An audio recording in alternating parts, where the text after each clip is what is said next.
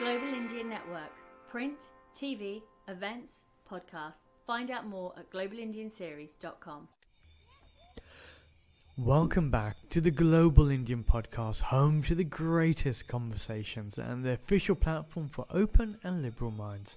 Because yes, let's face it, we are everywhere. Now, as you know, every single week we plunge ourselves into the human experience behind our perceptions of identity, take a second look at the countries we now call home, and tackle the big conversations. Well, this week I travel virtually to South Africa to meet with an incredible human being, Aman Singh Maharaj. Not only is he an author, he's an economist, but he's also a custodian of a changing vibe within South Africa. We take a look at his fantastic novel, A Dalliance with Destiny, and we also tackle the elephant in the room. What is South African identity?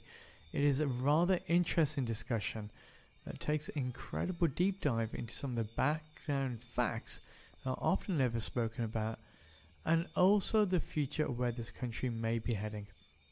But before then, a quick note from our dear sponsors. If you want to find out more about the Global Indian series, by the way, well, it couldn't be easier. Simply come to the website, which is www.globalindianseries.com. There you can listen to this podcast and the entire repertoire of discussions so far. Hi, this is Dr Aman Singh Maharaj, co-founder of Novus. At Novus, we believe technology leads the way for a meaningful change. We are on a mission to change the way corporations, governments, and institutions interact with information. Same as the Global Indian podcast, help people transform for a better future. Find out more on how we are inspiring global change, either at the Global Indian Series website or Novus website to learn more about our innovative software solutions. From our family to yours, I hope you enjoy the show. Thank you. My name is Chitra Stern, and I am a proud Global Indian Ambassador and CEO of Martinal Resorts and Martinal Residences.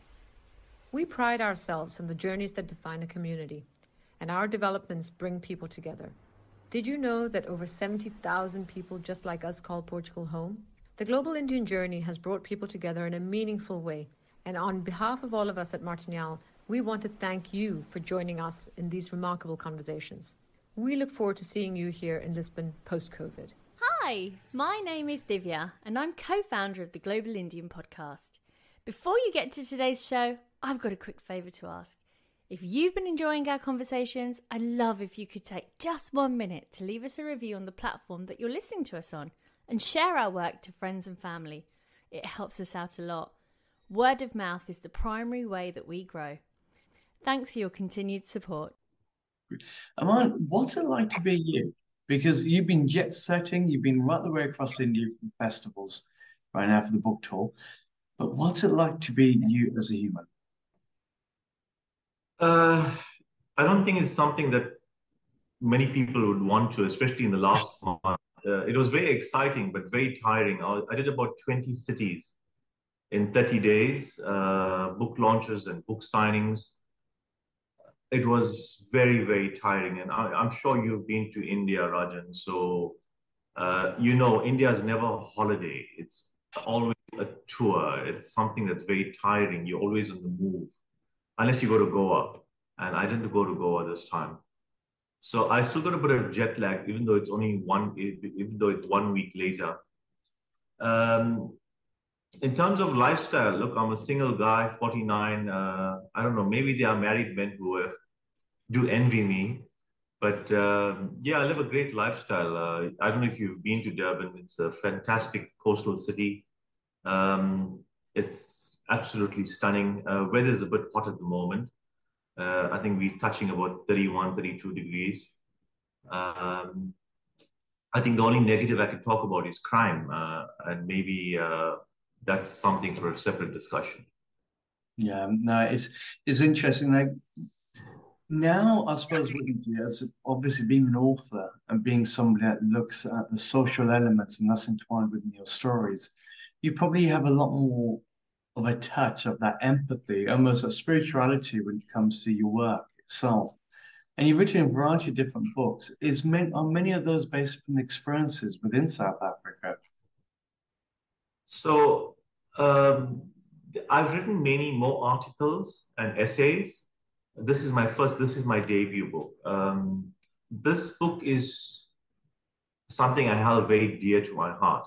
I wrote it back in 2006. I wrote some 1,200 pages, and it took me 16 years to edit it down to about 400 pages. Um, I'm probably going to be a one-hit wonder, and I say that in inverted commas, whether I'm going to be a hit or not. It seems to be doing pretty well, especially in India. Um, and it's set about 25% in South Africa and 75% in India. I wish I could say that I wrote the book very patriotically. I am South African, I'm born here.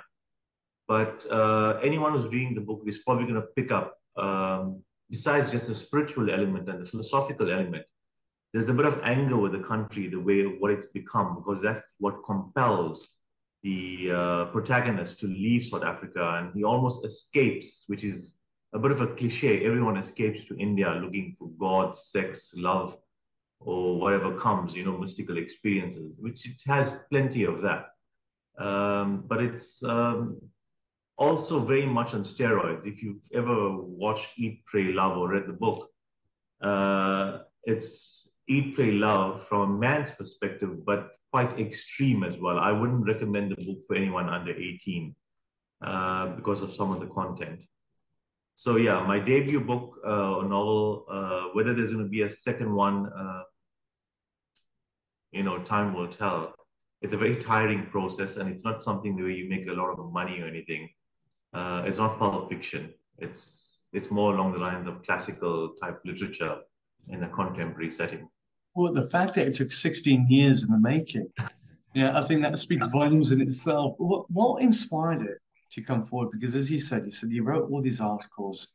There's a frustration of within the character itself to leave South Africa, but is that based upon reality as well?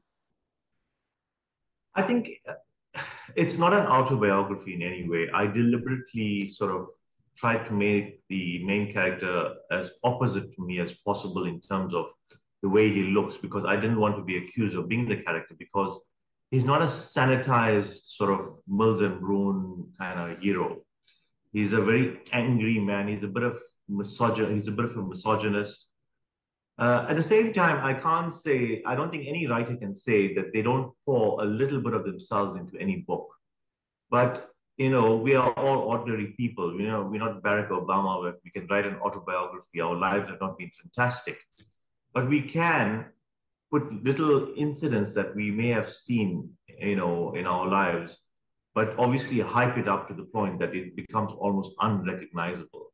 But there will be sort of elements that will thread through from your own life or from your own experiences. So let's go through to that South African experience then, because obviously that is a detailed element towards this. What does it mean to be South African to you? Right now, very ambivalent. My patriotism has diminished over the last 20 years, and it's simply because we don't have a well-functioning form of governance. There's no accountability, and we now wondering where to from next. I think at the podcast that I did see you on, you did speak about, you spoke about the looting that happened here 2 years ago, so you might be aware of it. And, it's almost, it's befuddling to sort of see South Africa going the way of the rest of Africa. It's hurtful, it's painful, it's sad. At the same time, as you lose your patriotism, you're going to get criticism for it. How can you leave your country? How can you have these negative views of your country, But I mean, you can't do rah, rah, rah all the time. The reality is that the infrastructure is starting to fail. We've got electricity blackouts for like 2 to 4 hours a day. In Johannesburg, it's longer. They're talking about 12 hours a day. And, Johannesburg is the powerhouse, not just of the country, but of Africa. How is the economy going to grow? We're looking at about 40% unemployment. I think it's more, but they say it's 40%. How are you going to grow the economy? And at the end of the day, it's balancing patriotism with what is best for you or your family if you have a family. And ultimately, I think, you've got to take the selfish decision. That's interesting. Is your patriotism, is it for the fact that this is a country of your birth? Is it, what creates that patriotic feel within a nation for you? And the reason why I'm asking you specifically about it is because obviously when you write any type of piece, you have to take a deep dive into yourself, especially when you're writing a character, say, well, what motivates this character? What creates that sense of identity there? So to feel patriotic towards one's country, what creates that? What is that? Is it a human need of a sense of belonging? I think, first of all, I need to put a caveat that I am not typical of a South African person of Indian origin. I'm not the benchmark. I'm probably the polar opposite. Just to give you an example, I was born in the 70s. So when I grew up in apartheid, when it was on the down end, when it was ending, I experienced apartheid, but not in the sense that, my parents would have felt it because it was it was on a downswing.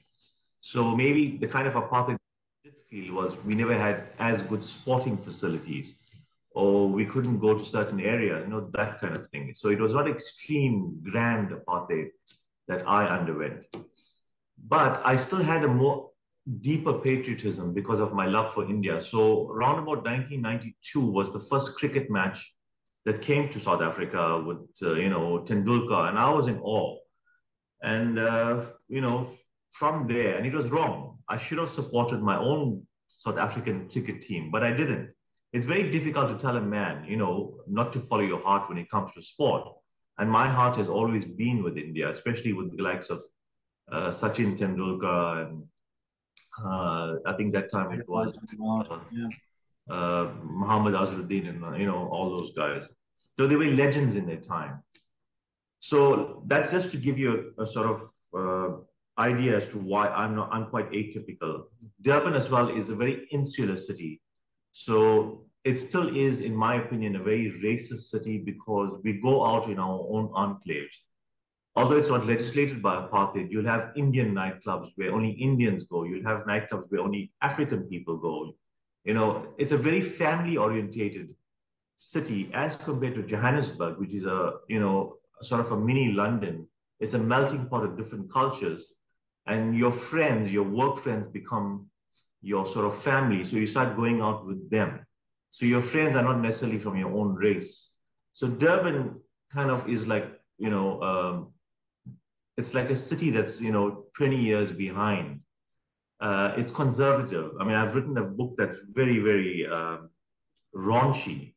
I think there were lots of eyebrows raised. How could you write a book like that, coming from the city that we are? And remember, Indians at the end of the day, we, especially in South Africa, we came from the gaos of India, we came from the villages of India. We are not townsfolk. So we still have that kind of old school conservatism within us. In terms of patriotism towards South Africa, I did feel it in the beginning when Mandela was the president. We all felt it, we were all, wow, look at this man of great stature. The moment he came out of office, I think around 2000 or so, we started to see a decline. We started to see communal tensions. We started to see this whole African renaissance, but we began to wonder, are we part of it? And although it was, in theory, it was, in the legislation, we were not feeling it. And if we were not feeling it as Indians, I think it was worse for the white guys. I mean, I think you are in London, Rajan, or... I am. So you'll probably see, be bumping into a lot of white kids from South Africa. They, my nieces were asking me the other day, where are the white kids in their school? And they sort of, I would say the population has almost gone down by about 25% in terms of the white community. So patriotism is dying. People are leaving in droves, and it's not just amongst the Indians and whites, it's happening amongst the black middle class as well, because the corruption has reached a point that it's endemic. We don't know whether we can fight it or not. So it's painful. And you don't want to give the best to your family. You want to feel safe and secure. So am I patriotic? I'd be lying to say if I am, that I am. And I think I have compelling reasons. If a country cannot protect you, what the hell are you doing there? And 2 years ago, when we had this racial tensions during the looting, it was a very painful thing.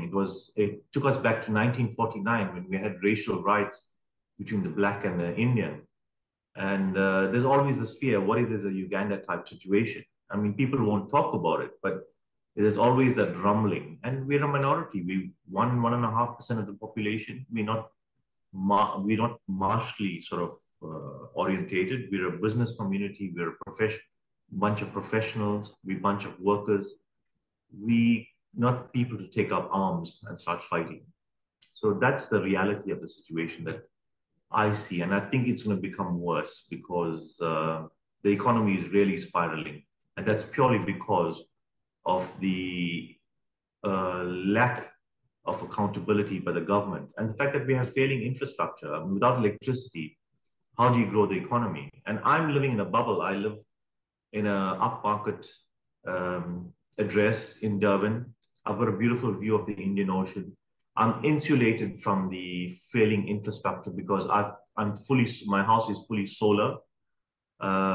We have now something called water shedding where they're cutting water as well. So I'm insulated against that. I've got a 5,000 liter tank. So, but I mean, I'm not typical of what the average person in South Africa is. I'm living a luxurious life. Yeah, but I think part of that, though, in all honesty, is that there is a sense of frustration in your voice when you look at South Africa, where it's heading to. And that adds on a bigger question. There's two deep questions here. The first one is, what does it mean to be African to you? Because at one stage, South Africa was, this is a melting pot. Here's a rainbow nation.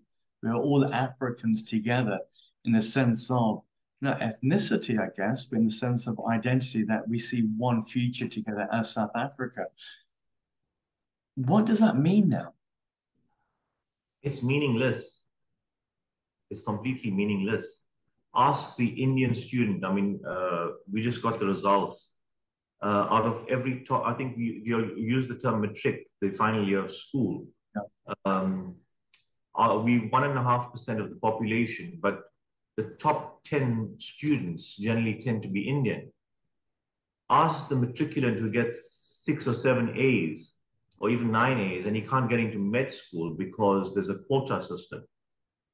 Where's his patriotism? How can you be patriotic towards a country who still has race-based laws that are against you? I understand that there has to be some sort of equalization amongst the races, but at the same time, the laws does not promote a meritocracy. It's promoting a mediocrity, and that just doesn't work anywhere. And remember, here in South Africa, affirmative action is for the majority. And affirmative action has proven to fail in countries where it's for the minority. How does it work for the majority? So patriotism, I think anyone who feels patriotic is just saying that to pay lip service to the word. I'm saying it like it is. Which I think is important, isn't it? Because we often see the world as we are rather than as it is. And I think that's the thing about authors, especially people that have to write for a living, is that you're a lot more in tune with what's currently taking place because you have to verbalize it for the masses to be able to understand. But it also increases your levels of empathy by 20-fold. I saw a piece with you where I think you're talking about Osho, and you're walking through these incredible places with the whole robes and everything, very mystical in itself. But there's important conversations there about what the human identity is, what the needs are, whether it is the ideas surrounding sex or if it's sensuality. But I think that there's something very, very, very vital within that. Coming back to this whole sense of Indianness then, because obviously your book, South Africa goes to India. You spoke at the beginning, always this touching base of the Indian sporting fraternity. So the Tendulkars of the world, through to the Virat Kohlis, I'll say that now. what does it mean to be Indian to you? What is that identity? Because you've obviously embraced parts of it within the book. You went to India, you did this incredible tour there. Do people see you as a South African? Do they see you as a fellow Indian? What run me through that part? Look, my first experience, well, not my first, I've been going to India since I was a kid, a 6, 7-year-old kid since 1982. So I've been there 18 times. The kind of, you guys in the UK, I think first and second generation Indians, as compared to us, we are probably fourth, fifth, and sixth generation. There is this sort of disrespect towards the Indians who come from South Africa, Trinidad, Tobago, Fiji, Suriname, British Guyana, the sort of indentured, and Mauritius, the indentured labor Indians. When you go to India, there's this, they still see us when they come to know of our backgrounds. Oh, those people came from the hinterlands of India, the rural folk, and that's what they are, they're descendants of that. But when you look at the way they aspire, I mean, every Indian, not every Indian, a lot of Indians in India aspire. The ultimate thing is to go to England or to go to America. And middle class in India, I'm sure you've been to India, they have very easy lives, very colonial, because middle class can afford a number of servants. You go to England, you're cleaning your own toilet, even as middle class. So it's a big sort of jump. I won't say downwards, but in terms of equality, you suddenly realizing you're living in a more egalitarian society. So I can't understand why the middle class in India aspires to go to UK or to USA. I mean, if you even look at the matrimonials, they have a special section for green card. I mean, if you think about it, it's ridiculous. How do you choose a partner based on geography? Does it make sense? And not even your own geography of where you stay. It's another country that's, 2,000 or 3,000 kilometers away. It's absolutely ridiculous. But it's a keeping up with the Joneses mentality. So do I consider myself Indian? Yes, I'm extremely Indian. I was brought up with a lot of culture. Besides that, I delved into culture myself. I probably know more about India than a lot of Indians themselves. In fact, sometimes when I'm having discussions with people in India, I've got to correct them about their history. And sometimes they don't take too kindly to it. So, Rajan, I'm not typical of what an Indian in South Africa is. There are lots of newer generations who support the South African cricket team. Patriotic towards South Africa, but I still believe they're living in a kind of limbo. They don't realize the reality of it. You're almost sort of suppressing the reality. And I don't know how long you can suppress the reality, because it's becoming a pressure cooker. It's interesting because it seems to me that saying that it's almost Stockholm syndrome. You're there, you're not actually wanted. Everything around you is falling to bits. This whole spiel that goes internationally around South Africa, which is still utilized, the Rainbow Nation. It's a lie, from all intent purposes, from what you're discussing. And yet you're almost forcing yourself out of just pure wanton validation, say, I too belong. This is my place, even though the writing seems to be on the wall. What's your biggest fear, to wrap up, around South Africa? Because you mentioned about the whole Uganda issue, that you feel that some people do say that this could happen. And the reality is, what happened in Uganda? Did this take place in Kenya? If we have a look at what happened in Fiji, we did a couple of podcasts on there. The same gentleman who kicked off the initial coup that was very overwhelmingly anti-Indian has now come back into power. There's fears that took place in Malaysia, and when it was Malaysia for Malays. So this is a worldwide spread issue, especially amongst people of Indian origin. But what's your greatest fear with South Africa? Well, that's exactly it. Besides the fact that it's a failing economy, my greatest fear is that they could possibly be a Uganda type situation, because it's always bubbling. If you look at how Hitler galvanized the people to support him, he used the Jews as his target. And their success, he turned their success into a sort of something negative. And yes, the Indians in Durban are extremely successful. Within the second generation of coming here as indentured laborers, we started producing doctors and engineers, well, not engineers, it was teachers at that time, and lawyers. The guys opened up businesses and they started to flourish. The white people started to feel threatened at that time. In fact, that's how the 1949 riots was instigated. It was because the Indian businessmen were flourishing, and the white government at the time tried to sow the seeds of animosity between the African and the Indian. And 70 years later, there are still rumblings of it. People still speak about it. It happened again in 1985, not on such a grand scale, but people were kicked out. And the fact is, it's always there. You hear of people talking, about the success of Indians, and it's not in a nice way. You hear rumblings and smashings of it. And, you don't want to bring up kids like that in a country, kids in a country like that. And that is why we're seeing the exodus. Like I said, I think about 25% of whites have left the country, especially if you're of English-speaking descent. The Afrikaner is more attached to the soil of Africa. But a lot of the English have left. And it started to happen as soon as democracy came in. So I think that was a bit of a racist decision.